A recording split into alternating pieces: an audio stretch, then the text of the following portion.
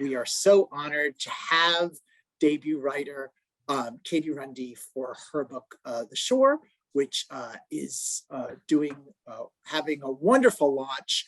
I heard about the book very early and started reading it, and then I think saw in the acknowledgments that people I know were thanked there, just sort of how this event came together.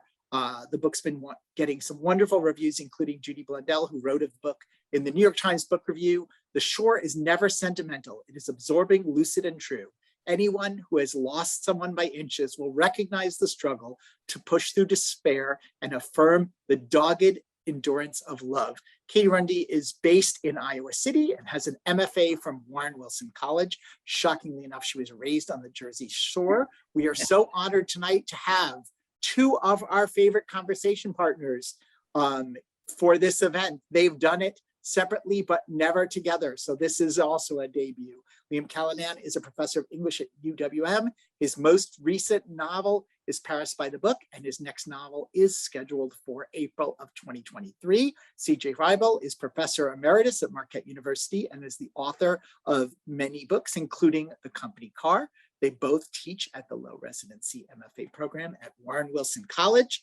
They are both here tonight, and I give them a big applause. Thank you both, all three of you, for coming. Thank you, Dan. Thank you to Boswell Books, which is open now for how many days? Dan's already gone. 4,809. There we go. There we go. This is such a treat. I think I'm kind of moved to a loss of words, which is rare for me, but I'm so excited about this book and with Katie and the whole publication process.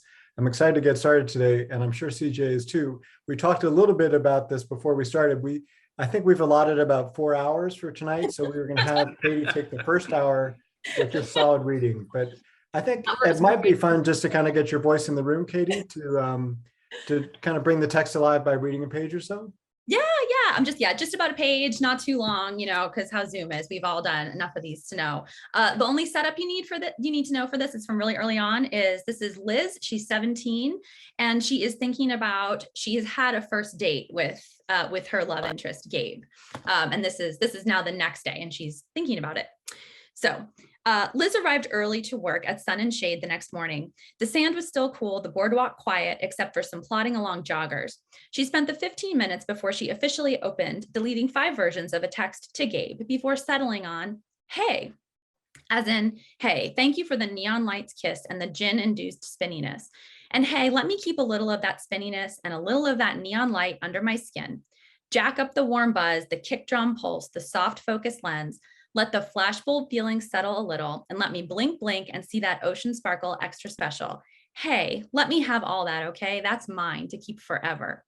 As in, hey, I know you hook up with hipster groupies, and hey, I don't know what your deal is and whether you're secretly a scumbag whose game is so good you knew how to press every single effing button, or whether you're a kid like me who wants adventure and an interesting life, who loves it here and can't wait to leave and love it more, and who doesn't want to be disappointed.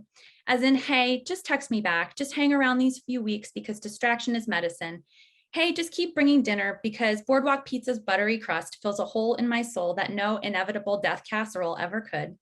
Hey, you really have no idea how much the attention on a warm night and the way you look at me makes me stand up taller, fills me with something bright and certain, whispers to me that this is the teeniest part of what's ahead, the corners of the world full of kind oddballs, brilliant fuck-ups, intense introverts, wild old souls out there that I have yet to meet. Hey, I've seen all the movies and I know how this ends. I know, waving at the beat up car driving away with the Labor Day traffic. It's what I'm signing up for, so sign me up for all of it. I get it. Hey, text me back and then take me out anywhere late. Hey, want my virginity? Please, please say you do, because I don't want it. Once is 700 universes away from never, and I want once before I go back to those basement parties with the Jessies, and then to freshman orientation with slurry frat guys, before never have I ever with roommates from a different state, before I spend my summer job money on new black flats that will give me blisters from standing too long at my dad's funeral. Hey, take that, it's yours, because it doesn't feel like some special gift, but an awkward burden. Hey, let me through that grown-up gate. Hey, take this now, check, next. Hey, have you ever had to really take care of someone, like really take care of them? Hey, What have you already lost? Stop there. Woo. I like to do early on, then you don't have, you don't need to set up too much. I think some authors can get away with long setups, but I am not one of them. No. It's well, the long setup in this case is 2012, I guess. So That's depending on how you do the math, right? We were just talking about this beforehand. So I'll let CJ. I've been talking too much, and we're only like 2 minutes in. So I'm going to throw the first introduction and hello to CJ. Well, because we were talking about, when this started, and I think I might have read a version of Liz working at the umbrella stand on the shore as a story a while ago, and I know this has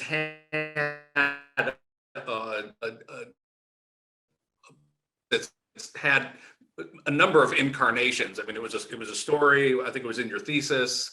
I think you started the novel with just having a single narrator, Liz, and of course now it's this multi-voiced novel. And I was just wondering if you could, because I think it's actually a great story of hope and perseverance. Could you talk about how it grew over time and your process of writing it? And I'm going to throw in one more question here.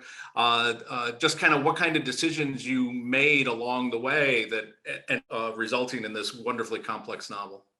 Oh yeah. Oh yes, I love the origin story. And if there's writers that are here, this is the kind of thing that I just loved. In all the years, like I had a long pause in writing when I had kids. We moved around a lot. I wasn't writing at all, and I just love to hear stories like this. It helped me so much. So, so hopefully it does the same thing for someone who's listening. Yeah, the town of Seaside, I was writing about a little bit during MFA years, and then this one teenage girl. And so, yeah, there is this story from my MFA years, like there's a little piece of it still in the book. It's not spoiler. Like, she's at her job, and the tension in the story, the arc of that story was like, it's a very windy day and she's very nervous about what's going on. There's some things, different things happening at home that are happening in the background. So that grew into this like single narrator, 17-year-old girl story that was part of my thesis and that I worked on for a long time. When I came back to writing, I was totally convinced that this should be like one 17-year-old girl's story. But as the alternate forms started sneaking in, there's these like Reddit forums, and then there's emails. Those were all in there when it was the 17-year-old girl's story. And that's what nudged it toward this needs to be a multiple narrator story. So then it expanded even farther. There were even more narrators. And so now it's really like with just a tiny bit more, it's the three women, right? It's mom and then the two teenage girls. But in between it even expanded and had more narrators before we settled on these three. So that's the very short version, but the sort of like, I queried this book as with the 17-year-old narrator, really, and tried to find it a home, and it just did not want to be that. It really wanted to be a full family story. There's one of the things I like about this book. I mean, one of the many things. First of all, I want to take full credit for the whole book, start to finish, because everything you did is stuff I recommend, which is not this. I mean, I'm so excited that I read like maybe a word of this. This grew so much from when I saw it last. I remember that windy day. Every supervisor can take some credit, really. You hear they don't go away, you know. I remember a little bit of the pool party. I remember a little bit of the day at the beach. I remember a little bit of Gabe. But one of the things I love that you were doing this back when we were working together as teacher and student. So this is nothing new, but you complicate things so wonderfully. And I was wondering if you could talk a little bit about how you complicated the setting of Seaside, because people are going to maybe pick up the book and think, I love the Times Review, which begins something like, people, let's just hold hands here. This is a novel. This is not just a beach read, which I loved, which is a wonderful thing to read. But you could talk about a little bit how you complicated the town of Seaside in a way that maybe just kind of brought a different life to a summer place than people might have otherwise been expecting. Yeah, it is a complicated place. And of course, I get asked all the time about the reality show, which was it was really interesting. That show was just starting when I was in graduate school from like around 2010 to 2012. And that world is part of it. It really is. It does not come from nowhere, right? But there's also all these families making the boardwalk run and running all these businesses. There are communities that live there all year. And the Jersey Shore is a place that these towns are all like 1 square mile, right? So they're all connected, right? You're not isolated from the town that's 5 miles away, right? They all do kind of like work together in a symbiosis, right? And you have friends and like, and you go to restaurants and people in all these other towns, but they all have these really different personalities, right? So there's 2 towns in this book that it actually takes place in. The one I grew up in is called Seaside Park, and it's much quieter. The zoning laws are really different. There's like 1 bar. it's like, kind of quiet. And then there's Seaside Heights, which is the more wild town. It's the town from the reality show. And so I think that's inherently complicated when you have these 2 towns and you can like throw a rock and they're so different, right? That kind of tension between those 2 places and up and down the whole coast, it kind of feels that way too. Anytime 2 places are like, have that different personality and they're, and different, like the undercurrent of what makes them that way, there's people who want them to be that way.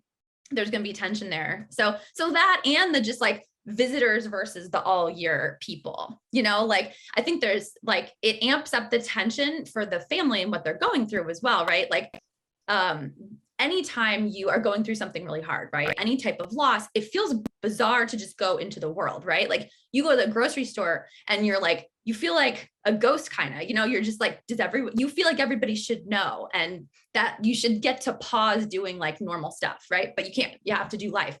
And so in a town where like everybody's here for vacation and it's this 10 weeks of just crazy carnival atmosphere, going through that, like it just amplifies that feeling, right? So like take that grocery store feeling if you're going through something hard and then just multiply it by 1,000 if you're on the boardwalk and that's your workplace, right? So there's so many, but yeah, I'll throw it to CJ, but I was just gonna say it really beautifully complicates the notion of home, because the first thing that people think of in that sort of a moment is like, let's go to ground, let's all gather. And that's something even if they wanted to do, they couldn't, because they're taking care of other people's homes. I hope it's not a spoiler, the text that one of the daughters sends. So I want a medal, I just cleaned up vomit from a stranger in a bathroom, which is a great line. And on that note, CJ, I'll throw it to you. That's gross. Yeah. Well, actually, I wanted to ask a kind of a follow-up question about that. One of the things that I thought was really great about this book is so often we read books about vacation destinations that are by the people that are about visiting the place, right? I mean, it's being transformed by travel. This is really kind of more, here's what goes on at night in the museum. I mean, it's kind of the behind the scenes. It's the people who live there and work there that we're getting. And I thought was so terrific is that it's not that we don't see the tourists, but they're really kind of just the background for all this other stuff going on. But one of the things that it really does is it raises really complex about class and the way that people see the locals, or the way the locals view themselves, the way they view themselves versus the that are coming in. And you're coming at it, I think, your life story is from that direction. So you want to say a little bit about that? Oh, definitely. And there's a line in the book about that where this boyfriend character is like, is like, so is your family rich? Like you just ask the girl that asked Liz, like, so is your family rich? And her response is like, it's complicated. Like she doesn't really know. And she's like, well, are rich people cleaning up other people's like messes from partying? Like are rich people cleaning hair out of drains and like arguing, do they listen to their parents arguing about like whether they can buy a power washer or not? So she kind of like filters through and she's like, well, if we are, then also what good is it doing us? Right. So it's kind of like beside the point a little bit, but I think in the boardwalk and any tourist economy, right? I think the answer to that is sort of like, it's complicated as far as money goes, because like from one year to another and for things totally out of your control, things can be really different year to year, right? Like it's not a 9 to 5 where you're like moving up the pay scale, right? Like I remember like if it rains on 4th of July weekend, right, like that affects like how much money we would make for the whole year, like obviously like the whole town got wiped out by a hurricane and then everybody has to rebuild and nobody made any money that year, that's for sure. And then the ups and downs and the day to day, like it depends, like what bid you get, and it depends like what's up for, like what's open and did you bid and did you get it, right? So it seems like it's always changing. Like there are these like established families that have been there for generations, but I think there's businesses, but like there's more of these like hustlers who are like taking different stuff every year and getting what they can get, right? So I think that money question is it's complicated. And then it's really interesting because as far as class goes, like, yeah, Seaside Heights tends to be it attracts more working class crowd. And then some other towns tend to attract a little more upscale crowd, right? And so like but then like at a certain time on the boardwalk, they're all there together. And I personally think it's one of the best, like a certain time of night on a busy weekend on the Seaside Heights boardwalk, you see all of New Jersey, which is like in my opinion, a great place. There's nowhere really like it. So it's the boardwalk brings everybody together, but the bigger question is it's complicated. And one of the things that beautifully complicates this book, and actually before I ask this question, I'm first going to point out that I'm on the shore in Milwaukee. This is Bradford Beach, our mile-long freshwater beach. Everyone should move to Milwaukee soon, the new Seattle. I'm obligated by the Chamber of Commerce to say that. I'm also obligated to say that, in fact, we're going to invite other people to ask questions here in about 15, 20 minutes. So we've got a lot of great writers and panelists here in the room. And so I'm excited to see what all they have to ask, because we're only going to scratch the surface, CJ and I. I wanted to ask a tender question, a delicate question, which is, this book is really, one of the extraordinary things about this book is that it's such a tender exploration of not just love, but also loss. And not just sudden loss, but a loss that's excruciating and how it happens by degrees. And I was wondering if you could kind of lay that out, because that's so hard to write. It was beautiful to read, but that costs a lot. And I wondered how you kind of managed the writing of it and how you felt about drawing readers into that sort of a community. Yeah, well, I think one answer to that is first that there two particular books kind of found me and did and I think did that in their own way. And I wanted so badly to do the same thing, right? Like I remember like where I was and like exactly, those types of books. So those two books were Goodbye Vitamin by Rachel Khong and We Are Not Ourselves by Matthew Thomas.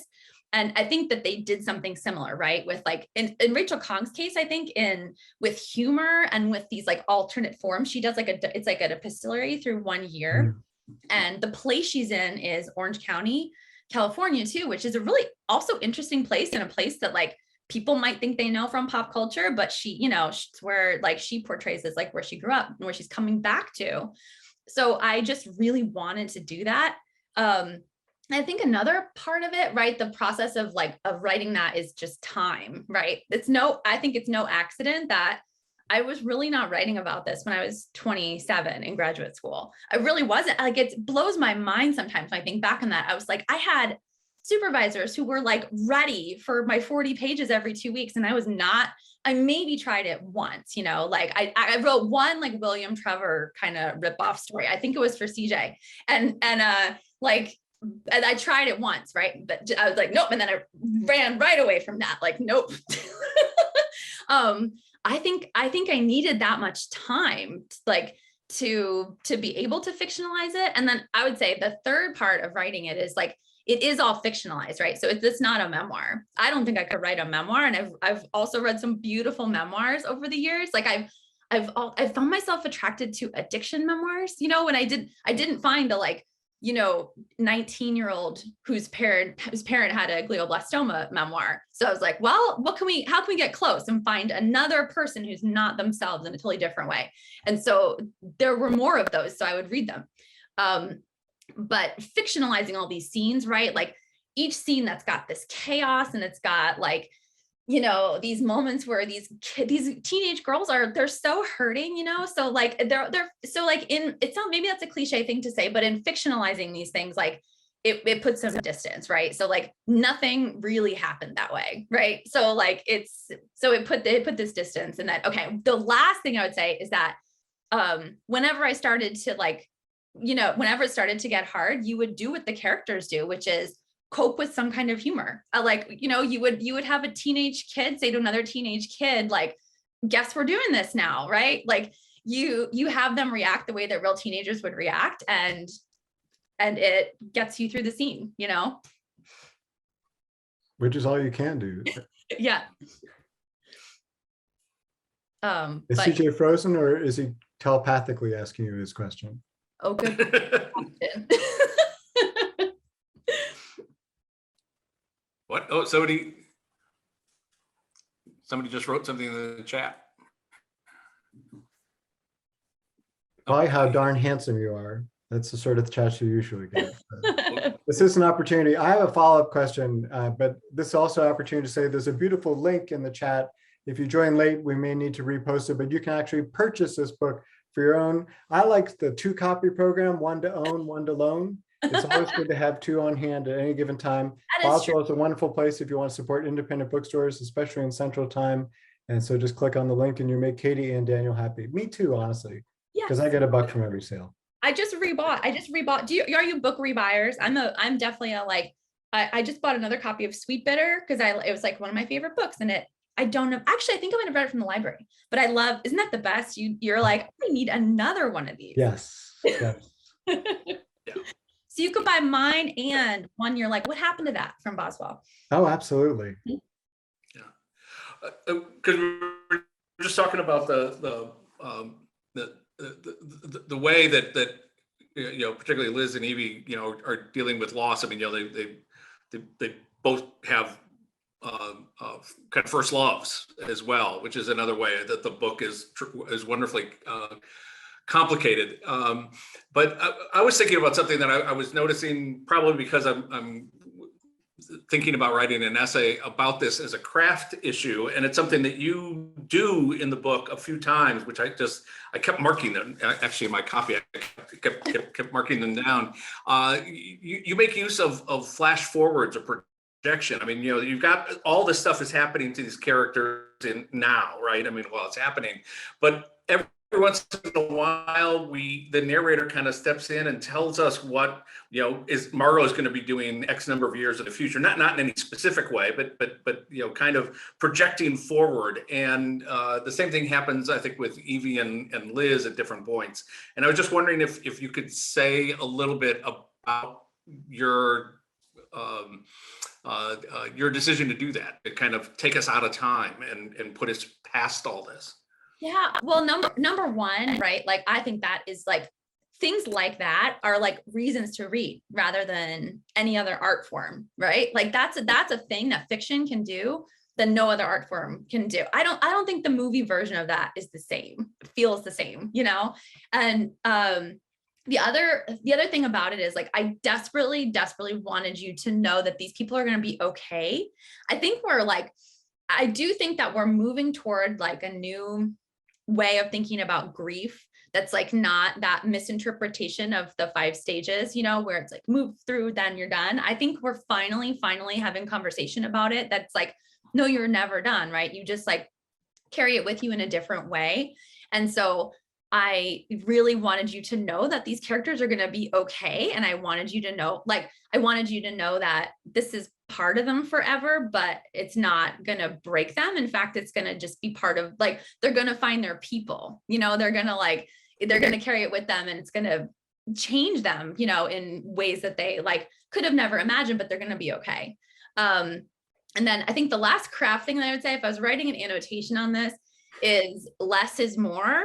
I think like you need to trust your reader to not flash forward for this story, right? Like do whatever you want, anytime you want is really the rule. But like in this story with these people, less is more. So like trust your reader to just give like a little teeny tiny flash into the future. I think the longest thing I ever do is like one quick scene, but like just like a one line that like just gives you a little assurance that they're going to be okay and that they're going to take this with them. It's going to make them, it may be cliche to say it's going to make them stronger, but they're going to take them with, they're going to take this with them and they're going to be okay. But you don't need to tell everything, right? I think you need to leave so much more to the imagination, and then people can bring their own experience to it.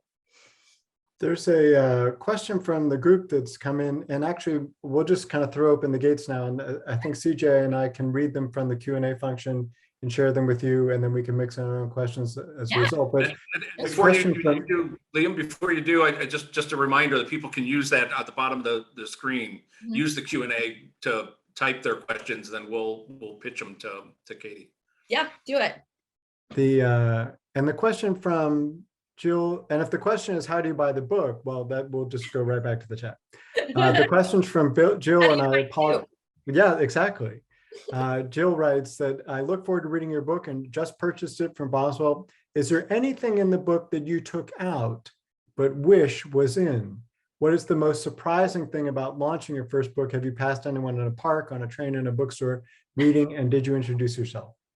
Oh, those are good. Okay. So I'll start with the what. Is there anything you took out? So yes, I took out two points. So I'll talk about what I took out since it sold, right, as a book to the editor that bought it. So there were two more points of view. So do you want, the two love interests had their own points of view. Olivia and Gabe both had their own points of view. I think it's okay to say that, because it's almost like unbelievable to me that was part of it, you know. And my editor was very gentle.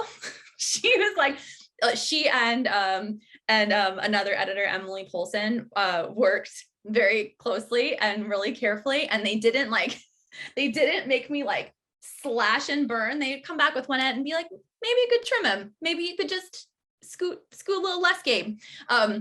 Emily says she named I sent some like plants as a gift one time, and she says she named her snake, that type of plant, she named her snake plant after, he used to be named Dave as well. And she named him, she she was glad to be rid of him so much, but wanted to commemorate him.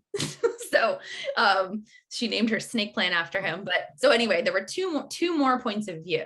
And then I love to talk about this too, actually, the flip side of that question. There's two things that I fought for. One was like, there's a scene, I don't think that it's really hard to spoil this book. There's a scene where Liz goes, she stops running and then she runs again as part of her kind of journey. And I wanted that to be on the longer side, because I wanted it to be, you know, like if you are a runner, I think you know that like the long run, like it's very transformative, and especially the way that it feels, you reacclimating to your own body, like when it's been a long time, it's very disorienting. So I left that long was one thing that I did leave in. And then there's actually, this keeps popping up. There was a concert with Gabe. They go to a concert, and I fought to keep that in because I love concerts. I wanted to leave it in. I was like, okay, you know, I think you negotiate, but it was a joy to edit this, and was really fun. And the editors were so smart. And I think not their first rodeo. They know how to get you. They know how to get you there when you have this whole person that needs to not be there anymore. And then I would say, so seeing the book, I will be, as I think young people still say, like, I'm dying, I'm dead. I'll be dying dead if I see it on the beach, which I obviously haven't gotten to do yet. But if I see anyone, I'm going to make a total fool of myself. Like if I see this book speaking of beach reads, on the Jersey beach in person, I will, the poor person, stranger, hopefully that would be so cool if it was a stranger. Okay, also it doesn't count if it's somebody that I know. It has to be a stranger. I will die, but it hasn't happened yet. So we'll fly Liam out to Jersey to be on the beach with the book. Just a big wide brimmed hat, you know. Like, yeah. But I've seen it a lot online, which has been really cool.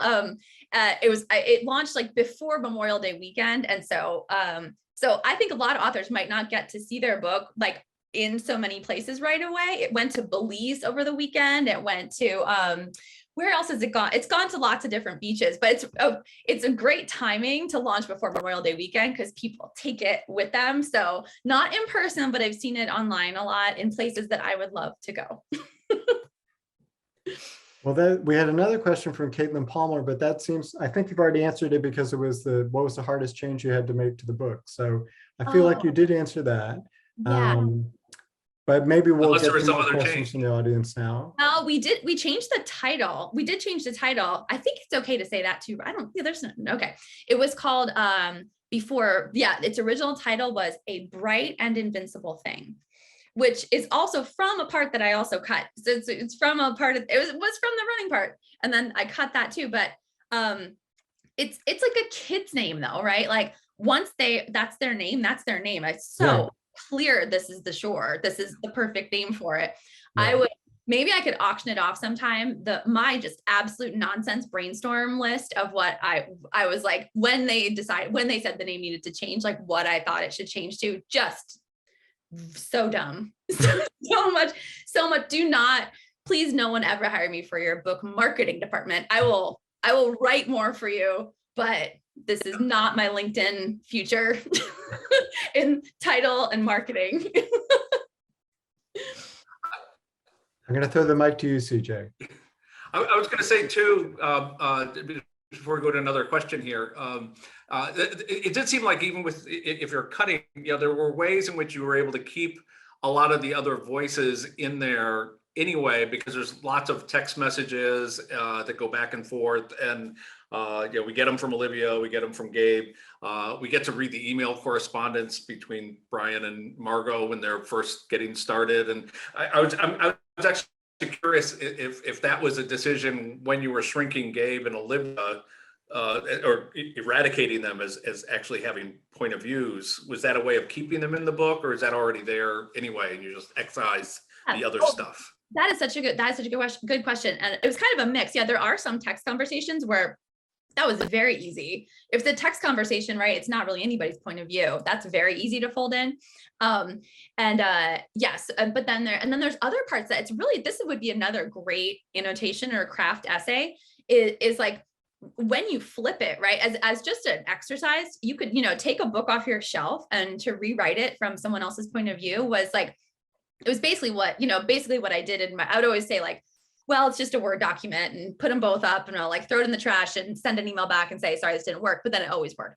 So I think it would be a great student exercise, which I'm sure is like basic enough, like your students have probably already done it, but to try, but it's also amazing what it opened up. Like once that new Word document was up, you're like, yeah, of course they can tell this whole other part of the story. Like, and you really, and it's better than the way this other character was telling it, so it's easy. It gets easier. I was also writing it at like 2 a.m. when my kids had Zoom school the next day. So you get real ruthless. You're like, out, gone.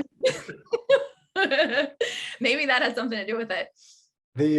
There's a question for another one of my students, or just someone with the same name, but I bet it's her. Jane Porter asks, what was surprising or unexpected to you about the process of writing about grief and loss? Oh, what was important? What was surprising or unexpected to you about the process? So I think so surprising about writing about grief and loss would be, I mean, like, this might also sound cliche to say, but you're like, something does just kind of like come loose in you, like it's surprising to realize like you haven't faced something, in like such a long time. It's surprising when you're by yourself with a Word document, right? You're not in a church, you're not with a therapist. So I've done it there too, but like, that's surprising when like you like something clicks and something moves in you that like needed to and has needed to for a long time.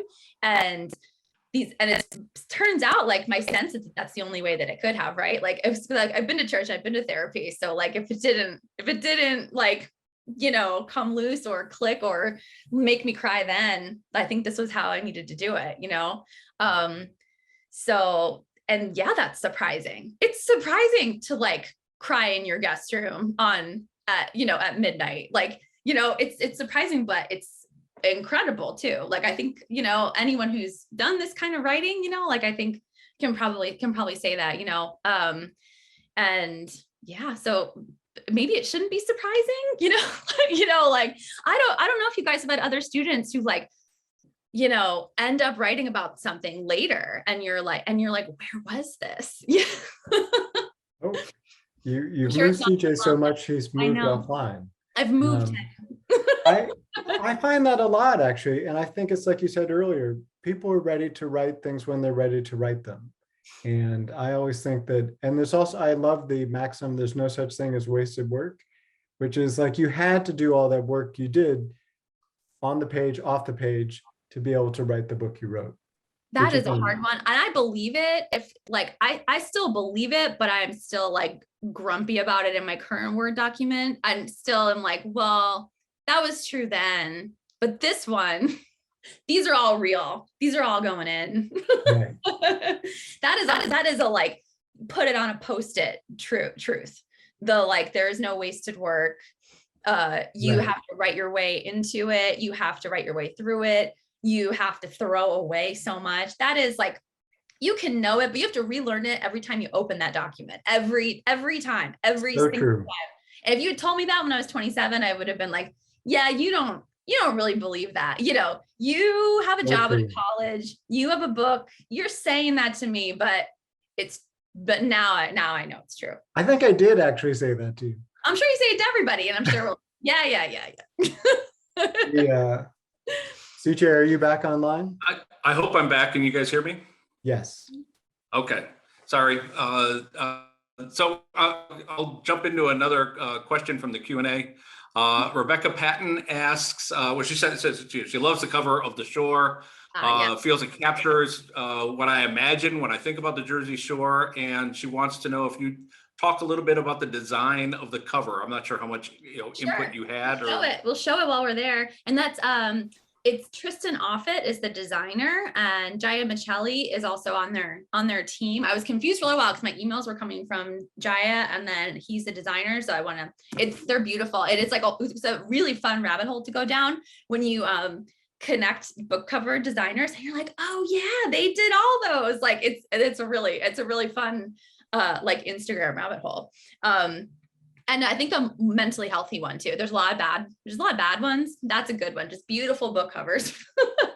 But the design of it, I've heard horror stories about cover designs and cover choosing. I'm in like a couple of groups with debut authors, and people get some and they're like, they cry and hate them. And I am very grateful because this one came into my email box and we were like, yes, every single person on the email chain was like, yes, this is beautiful, this is perfect. And the vibe that I said neon, right? Like you do not want to see anything I've ever graphic designed. For some reason, writers get stuck with graphic design sometimes, and it's not the same in any way. Don't even look at my canvas. Don't even try. But I said, I was like, it'd be great if it was like a neon vibe. And there's a couple of photographers. There's one named C.W. Hoover. That's another really great person to follow, who does this beautiful photography in Seaside Heights.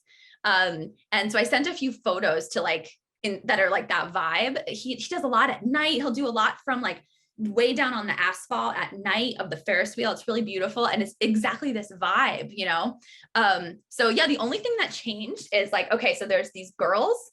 And the girls were like on and off and on and off. And so I personally didn't feel strongly. I think it looks beautiful with them and beautiful without them. So that was the only thing that kind of came and went a little bit, but I think I was very lucky because it was a home run. It was beautiful. Right. Oh, we had a little like a border too. There was like a neon border, but I think that's very small. But so that's the story of the cover. And I look at covers very differently now. I'm sure you both do too. Yeah. What goes into it.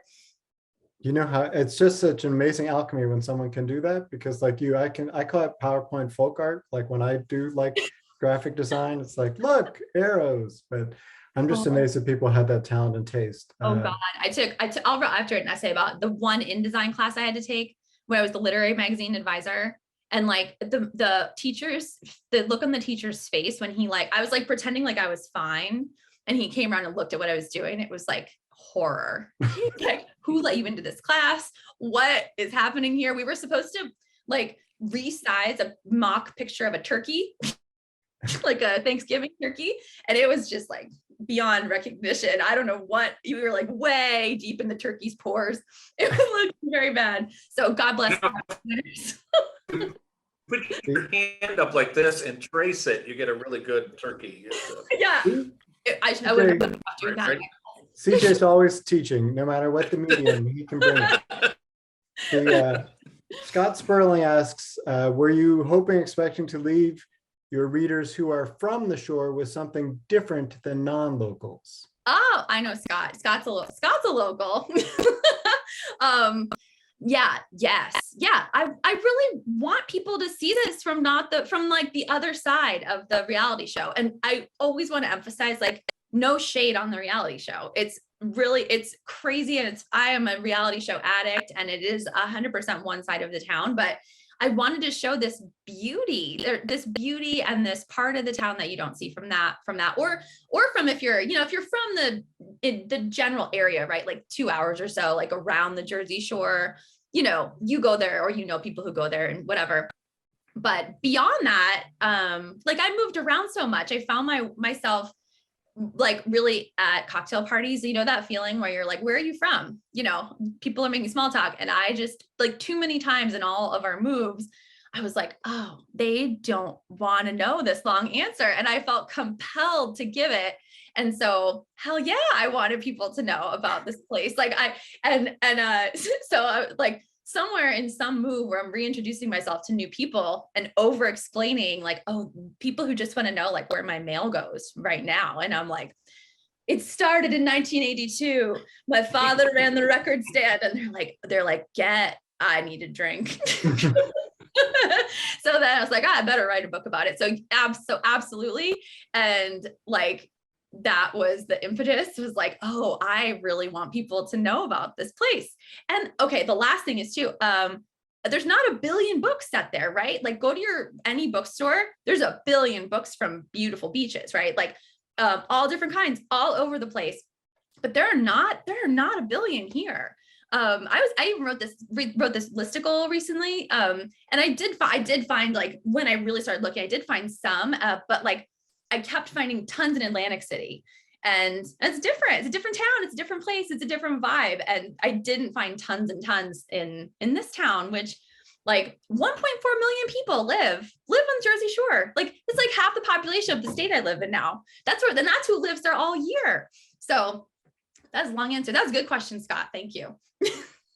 I guess I feel strongly about this. Yeah.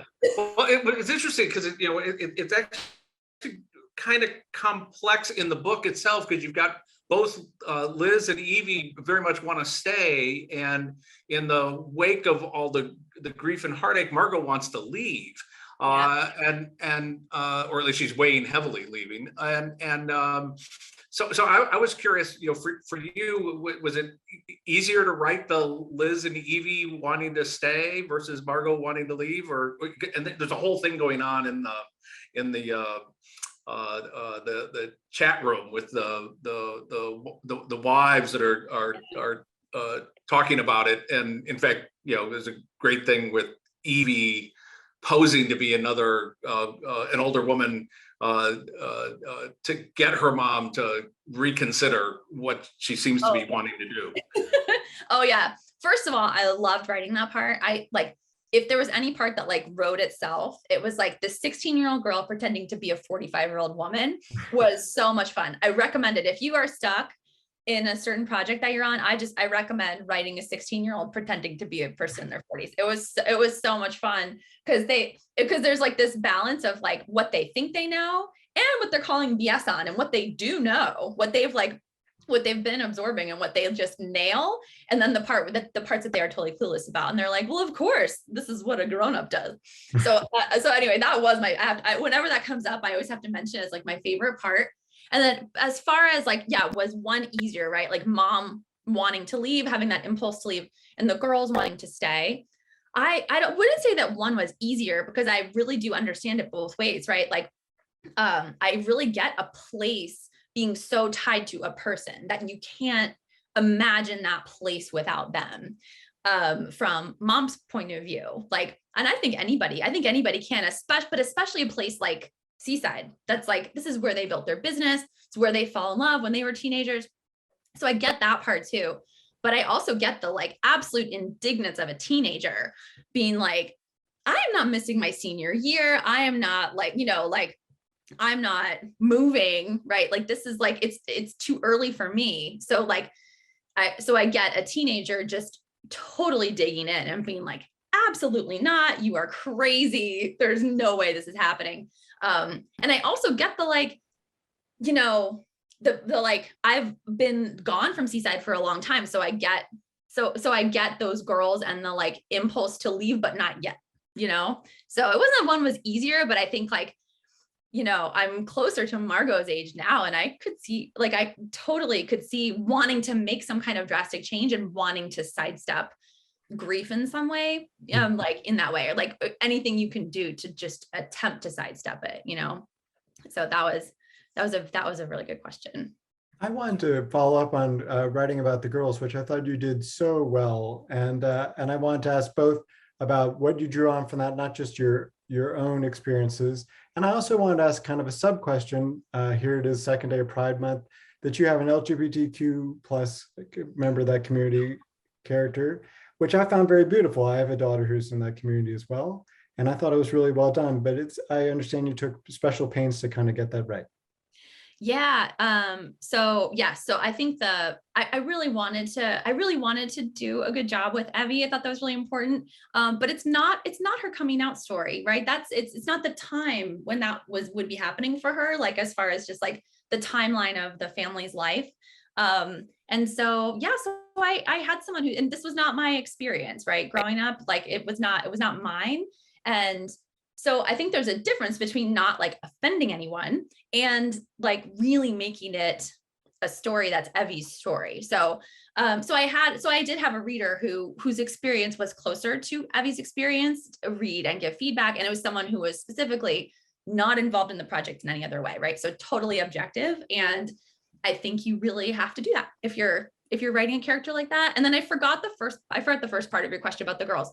The first, you've taught, right? I wanted to know where you got. Oh, the teenagers. Oh yeah, I love the teenage voice. Yes, I taught high school and I taught like two different kind of environments of high school. So just big public high school in Cedar Rapids for several years. And then in California, I taught at a school, it sounds made up. It was called Fusion Academy. And it was very fancy. It was a private school. And I was just there for a couple of years, but I just taught one kid at a time. But they also had this thing called the Homework Cafe where kids were like, it was a very like cool, like private school. So like, you could I'd be in my office with the door open. And the kids were all there like the whole time, right? So you heard everything. And then there's that like 5 minutes. I'm sure like you have college students, who might only be separated from this age girls by a couple of years. So what this is like in those first few minutes before class starts, like they really think you're not there. Like you are basically invisible. And it is like the world's best or worst, I guess, depending on your days. This is the worst. What am I doing with my life? But there are days where you're like, this is amazing. I can't believe I get to like hear all these stories and hear these kids talk about this stuff. So that really stays with you. I think like when you get those rhythms and you hear like that was many years ago, like when I was in the big public school, but I would say one thing that hasn't changed, right? Like, even though kids have different apps and they have TikTok and they didn't have TikTok then, right? But what they will always have, what they've always had, and what they always will have is calling BS on grownups and each other, like that, no matter what mode of communication they're doing that in, they will always have that. And when you get that rhythm down, I think it's a language you just like, you always have. Like, now what, my kids are little, maybe it will not work when they get older. I don't know if the like teacher radar transfers to your own kids. I'll let you know. I'll let you know in a few years. Well, you did it so well. You're faultless with it. Yeah. I mean, just be prepared. In a few years, you are about to become the stupidest person in the world, and then that'll change. But for a few years there, that will be the case. Yes. Now I'm moving in that direction. Just before this, I was my 15-year-old and I went in the car for the very first time around a parking lot, and speaking of the Jersey Shore, she said, "This is not a go-kart." And I have to say, having traveled a parking lot now at 45 miles an hour, I'd say it's not a go-kart, but that's more sensitive. We probably have just about 5 minutes left here. So if there's people who want to get in a question, this is your time to answer that question. I think somewhere in this, if we could return, I feel like I missed a question earlier on about querying and just not giving up and kind of finding the agent along the way, and just kind of like, and what sort of like a collaborative effort it is. Like, I think sometimes people think it's one writer with a candle and a quill pen sitting at their desk, and it's not. It takes more than a village. Oh, no, it really does. And there's no, like, I'm actually really grateful to Warren Wilson. We were not having like wine and cheese with agents in the mountains, in the woods. And I'm now very grateful for that, because you have to teach yourself that later anyway, and I'm really like, they're adamant about like, you are writing the story when you're here, you Right. are right. And like, to not be like premature with that. And then, but the flip side is when it's time to learn that, it's a whole, like, my eyes like light up. I feel like I have the teacher in me. I feel like I have this whole skill set that's totally worthless if I don't like use it, like as far as like going from a book to a query, and a query to finding an agent or whatever. So like, I personally think it's a fun challenge. I think it's great. Your email box becomes like ding, ding, ding. But as far as like Warren Wilson, I am personally very grateful that was the focus. It's a whole art, but I'm glad that the focus was on the work at that time. Because it needs to be, because I think if you that's kind of putting the cart before the horse, to use a cliche. If you get too into the business too soon, it can kind of throw you off in your writing. You definitely need to write for yourself early on and throughout, but I think it's something, it does free you up a little bit. There's only so many people who fit on your shoulder anyways, you write. And so I think to kind of put all those folks on there too soon is too much. Yeah, I agree. Also, another thing, like, graduate student me would have been like, shut up, that's not true, but it is. Sorry if you're here and you're a graduate student, sorry, it's true. Takes its time. Well, CJ, do you have a last word before? I'm just trying to make sure we get all the questions here. Yeah. While you're checking those, I do have a question actually, which we were talking about it before this started. I think just a little bit, because Katie, you had talked about the long process of this book's gestation, and you'd love for to have a book that comes popping out of you in 6 weeks, or a couple of months. But is there anything? I mean, right now you should just be enjoying the ride. But are you thinking about what's next? Yeah, I am. I was, so to be perfectly honest, I was like, I was very freaked out by like going back to writing fiction, to writing fiction, like, I didn't have like a second book, boom, boom. But I am enjoying that. I am able to like turn off, and like, I have so many tricks, right? Like, I have all the tricks. I can't like willpower turn off, like all the social media and everything, but I use all my little tricks and then I turn off. And I've really been enjoying making a total mess. I'm really looking forward to Jamie Attenberg's 1,000 Words of Summer is coming back around. I don't know if either of you have ever done that. But I wrote a big chunk of this book at the Coralville and Iowa City libraries during the 1,000 Words of Summer challenge. And so I like signed up for a graduate program for like many, many assignments. This is my personality. Like, I love an assignment. I love we're all doing this today. So it's coming up in a couple days, I think. So I'm really looking forward to that. And that has really worked for me. Like, it doesn't work for everybody, that word count kind of challenge, but it really has worked for me. And I am moving toward and realizing the things that I'm still like obsessing about, like, I think one thing I'm really not done writing about that I wrote in this book is hitching your wagon to somebody really early. Like, I got married when I was really young, and like met my husband when I was in college. And I think there's something about that that's like very countercultural and pretty unusual these days. And I feel like I only wrote a little bit about it in The Shore. So I'm realizing the things I'm still obsessing about. And I'm also pretty still obsessed with like internet 1.0, it's people's memories of it are hazy, and people are like, I don't know when they had email. I don't know, when did you, like, when did we have internet? And like, I'm from this micro generation that like didn't grow up with internet or cell phones, and then it's like a 4-year like micro generation that like we had fast internet in college. But anyway, so long answer is like the things I'm still obsessed with: Internet 1.0 and Young Love and 1,000 Words of Summer, and making a big mess, and looking forward to making a longer word count big mess. I love it. As someone who met their spouse in college and is still married, or I think they went off to the movies earlier, so I'm not sure if I'm still married. Hopefully we'll all be together when Yeah, they mine get went back. to the brewery. I don't know either. That sounds like a Milwaukee thing to do. But, Yeah. I want to make sure that there's time at the end of this just for me to beam a little bit more. There's something, you're a teacher. There's just something so exciting about this. And I've been so delighted when I first heard the news about this, but I was delighted to work with you before. It's just beautiful to see it on the page. I don't think I've smiled this much, and don't tell the other authors this, Boswell. I don't think I have smiled this much during an author event ever. So this was just wonderful. And it's a lot due to you and your marvelous work. But it's also just this community that you brought to life. I'm very proud that you did so.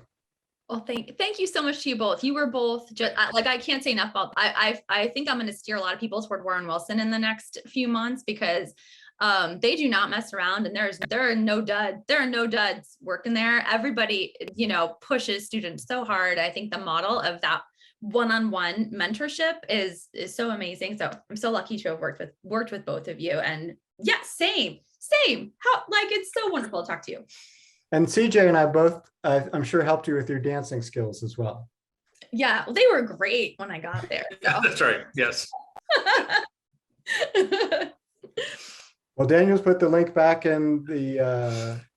Dan has put. Oh yeah. Yeah, I was going to say Dan has put in the chat again a link to the New York Times review, and Daniel, have you also put in for the link for buying it? I know it was there at the beginning. But it's buying at the beginning. Yeah. Okay, but if anybody's coming late, they might want it again. So right, it's there. There's also the interview. One of the interviews, where you're like, I thought this was a very interesting conversation, but I just need a little more. You need so more. We'll give you that. in our second hour.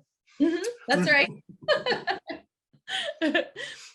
Thank you, Daniel, so much for having all of us. This was great. It was wonderful. Thank you so much for both of your work, not just in interviewing the author, but in molding the author. So calling BS on those ripoff stories. And thanks to everyone who joined us, because we wouldn't have a bookstore without you, and hope to see you in another event.